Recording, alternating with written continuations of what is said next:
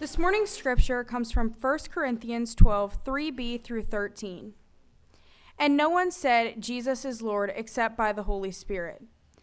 There are different kinds of gifts, but the same Spirit distributes them. There are different kinds of service, but the same Lord. There are different kinds of working, but all of them in everyone is the same God at work. Now to each one the manifestation of the Spirit is given for the common good. To one there is given through the Spirit a message of wisdom, to another a message of knowledge, but by means of the same Spirit. To another faith by the same Spirit, to another gift of healing by that one Spirit, to another miraculous powers, to another prophecy, to another distinguishing between spirits, to another speaking in different kinds of tongues, and to still another the interpretation of tongues. All these are the work of one and the same Spirit, and he distributes them to each one, just as he determines. Unity and diversity in the body. Just as a body, though one, has many parts, but all it is many parts form one body. So it is with Christ, for we all baptized by one Spirit, so as one form one body, whether Jews or Gentiles, slave or free, and we were all given the one Spirit to drink. Now this morning's message by Pastor Barb. Thank you.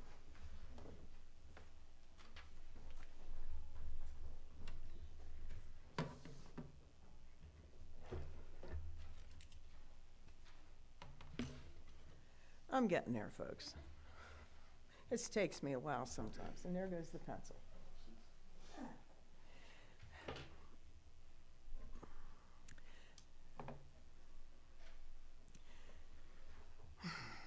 You have to understand Corinth in order to understand the first and second letters of Corinthians. Now, I actually knew nothing about Corinth until I started preparing for this sermon. I knew it existed. I knew Paul had been there. I knew he had preached there. I knew he had done conversions there. But I didn't even know where it was. So, you know what I did? I Googled it. And it showed me exactly where it was. You have Greece here, sort of sticking down like that. And then they have this thing they call an isthmus, and there's the Peloponnesian is there. It's like a little connection ball sitting there, okay? Now, Corinth is on the isthmus on the one side. I've seen the Mediterranean, but I don't remember what it looks like. It's just a bunch of water to me. But if you think about it, and you get it from other letters from Paul, the Mediterranean is a dangerous sea. In the wintertime, you get those storms. They come up and they whip up, and actually Paul was wrecked on his way to Rome one time because they were trying to fight through this ocean. You also have pirates. Remember those things? Pirates, yeah. They had them in those days too. And they would be waiting for a merchant ship to come through, and they would pounce on it and take the goods and be off with it. So you've got to realize that the Mediterranean Sea is not the safest place to be, all right? Especially like if you're going from Rome, Italy, and you were going to go to Turkey, what we call Turkey today, okay? You take that long trip like that, you got to go through a lot of water, a lot of danger. So what you have up here is this little isthmus, and on one side there's a bay, and on the other side there's a bay. So what happened was the ships would come from Italy, they would come into this bay, unload their goods, and believe it or not, someone actually dug a road across the isthmus 4 feet wide. Load the merchant's goods up on carts, drag it across the isthmus, unload it on another boat, and it would then sail to Turkey. You cut out that whole dangerous ocean down here, okay? Quick. It's a detour. Well, You got to understand, when you've got that much merchandise running through someplace, you're making money. It's a rich place, number one. It's a point of a lot of merchants and a lot of merchandise, and that's always money. Second thing you got to know about Corinth is, well, what year was that? It was in the 146 BC. The Romans were attacking Greece, and they asked Corinth to surrender. Corinth refused, so they marched into the city and slaughtered everybody, or enslaved them, and just leveled the city. So the city was destroyed, but nothing there. 100 years later, Julius Caesar, he goes and looks at it and says, this is a moneymaker. I can see us making some tax money here. So he set up a colony. Well, who did he get to live in this colony? Well, he looked around, and in one of my commentaries, they said freed slaves. Spain, Italy, Judea, Ephesus, Turkey, Greece, you know. They just all these different people. He plopped them in the city. Different people, different cultures, different beliefs, different languages. It was in fact, I read one, they said, think about the Wild, Wild West. That's about what they figured it was like. And another commentary said, well, really, it wasn't any worse or better than any other, coastal town in the Mediterranean. And I got to tell you, that's not saying too much, okay? All these different people brought in their different beliefs, different ways to worship different gods. We then have Paul come through. Paul preaches. Jesus is Lord. He converts. They're baptized. They receive the Spirit. And he leaves. Now, unless they were taking notes, all they had was the words they remembered Paul said. Can you remember what someone told you 2 weeks ago? Huh? Think about it. Even if you go into a doctor's office, they said it doesn't matter who you are, what your condition is, you always should have someone else there with you, because it is almost impossible for one human being to understand, well, especially with a doctor, they use these words, to understand what's being said. So when you leave, you're there going, did he say I was supposed to do that or do that? And you say, and then they'll say, oh, well, I heard this. Okay? As a human being, you cannot take in everything you hear. What else did they have? That's it. They didn't even have this. They just had Paul's words echoing in their mind. Well, a little later, Apollos comes through preaching again. I had a slightly different view of things. Let's confuse people. They listened to him. They believed in him. Now they've come to the point, there's two reasons why he wrote this letter to Corinth. One was, Corinth wrote him a letter saying, hey, we want some clarification, okay? Especially on the Spirit. We want to know how we can verify something is by the Spirit and it's not by the Spirit. Because I get the idea that they said they were being driven by emotion. It was what they thought, what they felt. That must be the Spirit. But was it the Spirit?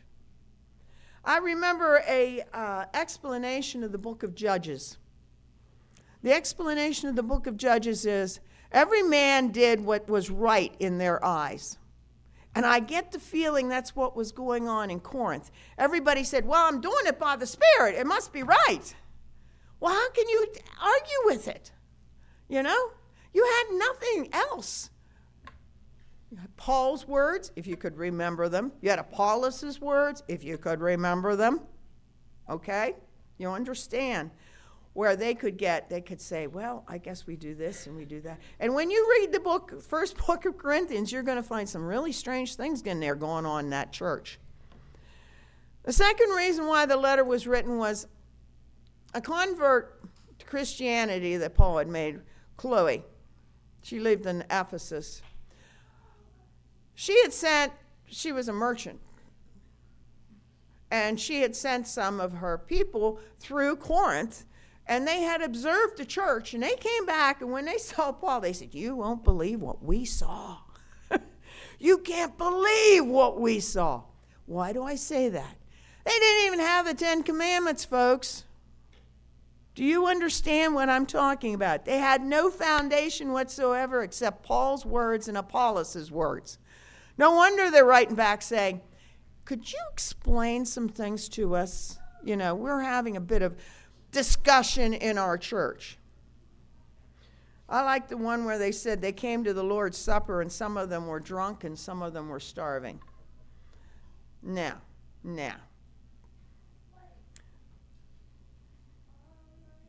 So he wrote him a letter.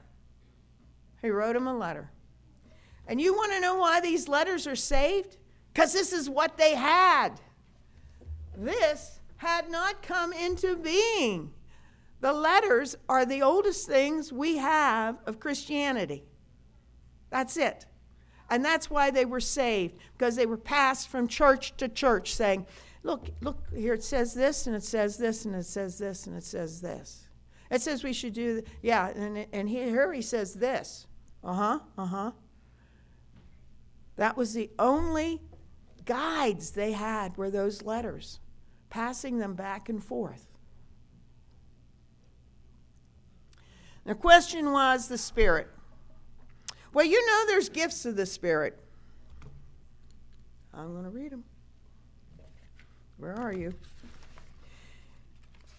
And nowadays you get people get a little, you say, we're going to talk about gifts of the Spirit. They have a tendency to get real excited or really upset because people have been getting really upset about the gifts of the Spirit since Corinth.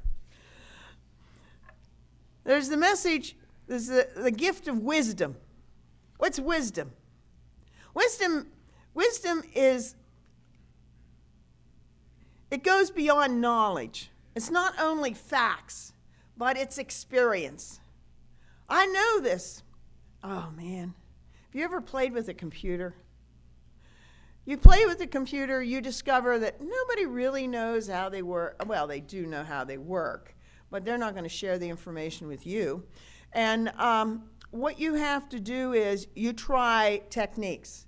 Well, let me try this. I did this once and it cleaned up a computer once. Let's see if it works on this one. Nah, it didn't work. Okay. And then they start talking to each other. Have you ever tried doing this? What did you try? Me? I use Google. Hey, my computer's doing this. What should I do? And I get feedback. Okay? Wisdom. This is wisdom. This is experience. This is life. I've gone through life and I've experienced this, and this is how you get through it. Then there is knowledge. Well, I happen to know, and my husband can tell you feet and yards and all that other stuff, and I can't tell you anything. I once asked him exactly how far am I supposed to stop behind a school bus? You know, I know there's this number.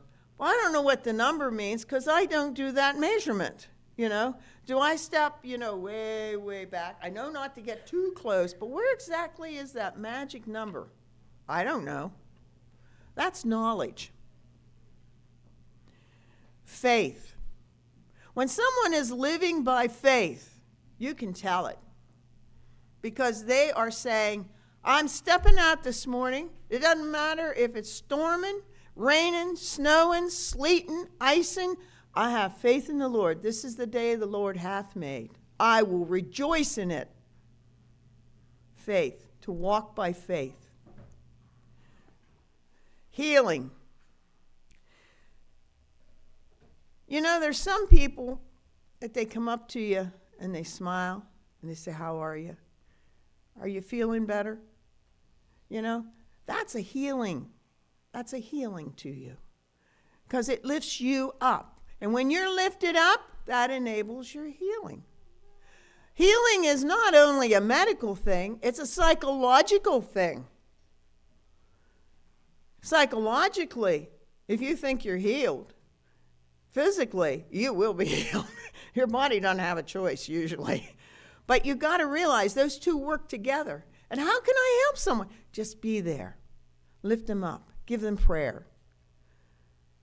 Make them aware that they are special in the eyes of the Lord, and He's taking care of them. Miraculous powers. Well, Joe can do miraculous things. You know, Joe, when he does those children's stories, they're scary. I don't do miraculous things. Some people can figure it out and do them. And a lot of times, things happen, and you're there going, how did that happen? How? It was a miracle? Prophecy. You know, you can see a train coming down the road, and you can prophesy that train's going to hit me if I don't get off this tracks. And I say this from experience because I was in Shepherdstown, wanted to go to this restaurant. It was right on the other side of the railroad tracks. The main line, folks, the main line. My husband's there. We're on the line. We're on half on the tracks. There's a car came in behind us, and my husband's waiting for this car to do something, and we look up, and there's a train coming down the track. The car behind us hitting the horn like crazy, and my husband's there going, I got to wait till this car moves. I said, move! Move! We moved. We were okay. The other car got off. He was a little exasperated with us. Oh, my husband just didn't notice the train. Okay? Prophecy is when you can see something coming and you say, I think we ought to be careful. Different kinds of tongues and the interpretation of tongues. If you ever went through a language class, you remember all those dictionaries? You'd look it up in the dictionary, this word. And then it would have it, and they'd have all these different meanings. And then you'd have to figure out which meaning would go into whatever you were translating. I saw a commercial on TV.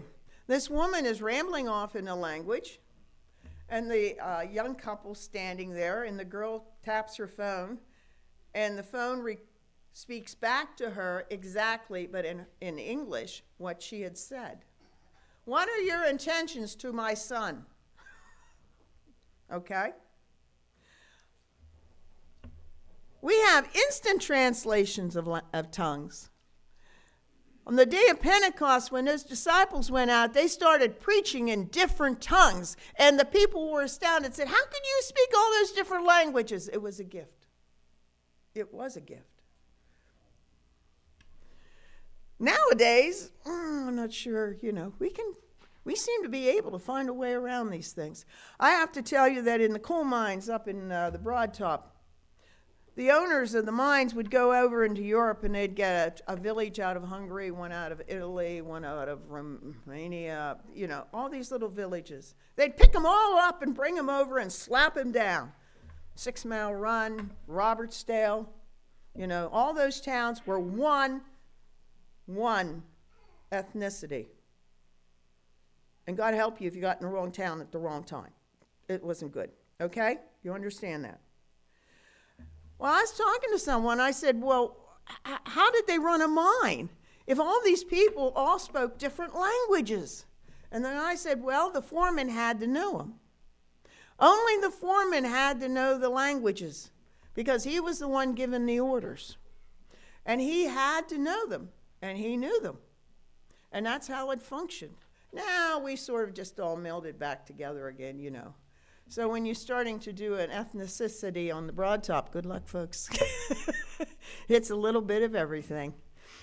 But that's the way it is.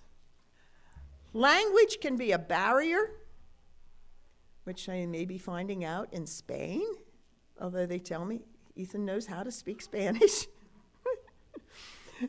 But you know how it is over here in this country. There's some people speak English and I don't understand them. You know, if you go down in the deep south and they're slurring those letters, I'm there, I don't know. And I know that I have an Appalachian accent that other people find strange too if I go into another part of the country. I don't mind going to West Virginia. They talk the same way I do. So you have these gifts.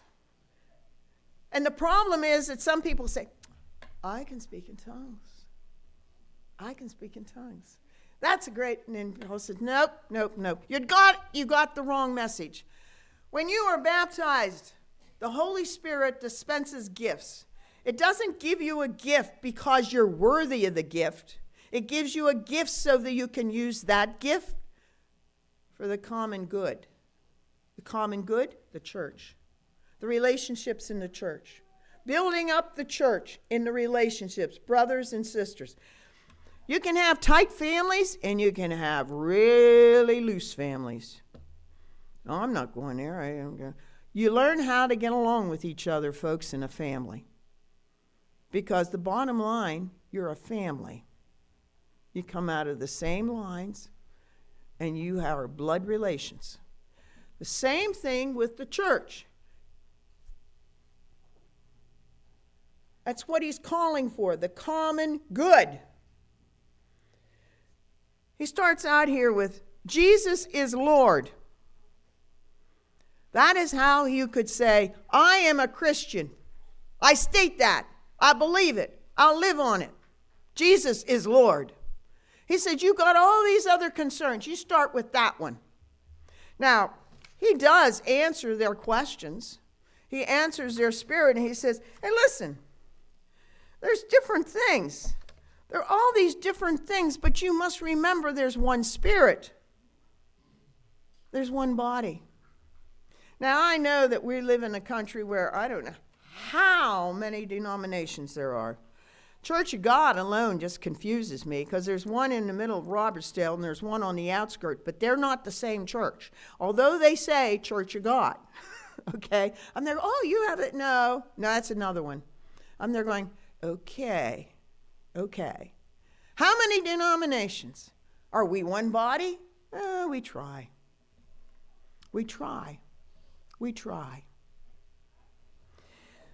Paul is trying to get this church to understand the relationships and the gifts that they are given. The gifts are given for the common good to make it a healthy body.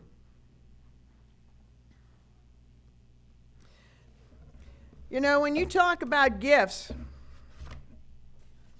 you know one of the most important gifts you can have? Standing out there saying hello. Hello, how you doing today? You feeling good? Oh, I'm glad to see you. Glad to see you. You know how important that is in a church? That's making people welcome to come in and participate. It gives them a warm feeling when they sit down and they say, yeah, I belong here. Do you ever walk into a church and feel cold? Nobody greets you. You just walk in, sit down in the back pew. Everybody, what's that feel like? Doesn't feel good. That's a gift, folks. And you say, it's a gift. Ellie coming up here and helping. I can stand up here. I can read these words. I can do this. That's a gift. I went to a program where they were talking about service in the church. And they said, what you have to remember is Jesus at the Last Supper. What was the most important thing that he did at the Last Supper? He took a towel, a pitcher of water, and a basin, and he went down and he knelt and he washed his disciples' feet. He took the role of a slave to show obedience, to show care. That was the greatest gift he did. If you love something, you will do something, is what their message was. Jesus loved his disciples. So he did this for them. The lowliest job you could think of, he did it. If you can say Jesus is Lord and you have the Spirit within you, you've been baptized and you received those, you've received gifts.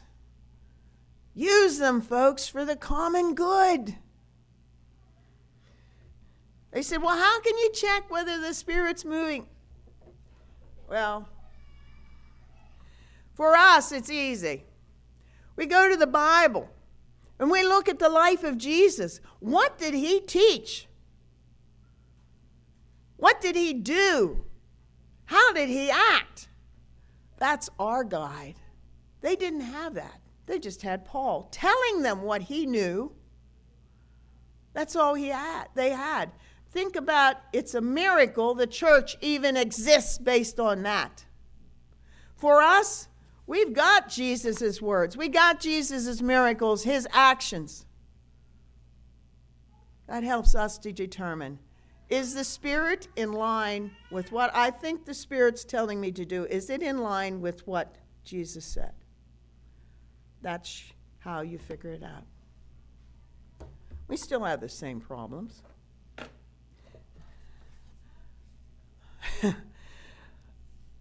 It's going to get lonely up here the second half of this year. And I'm not even going to talk about the greeters. What can I say, folks? We're all given gifts. We're all given things we can do. And you say, well, it's not really. Yes, it is. The most important thing that happens in this church, it goes out there when that person walks in the room, in that door, and you say, good morning. Good morning. And you smile. That's the most important thing. Because that has brought them into the family. It's common good. I'm sorry, microphone. I'm sorry.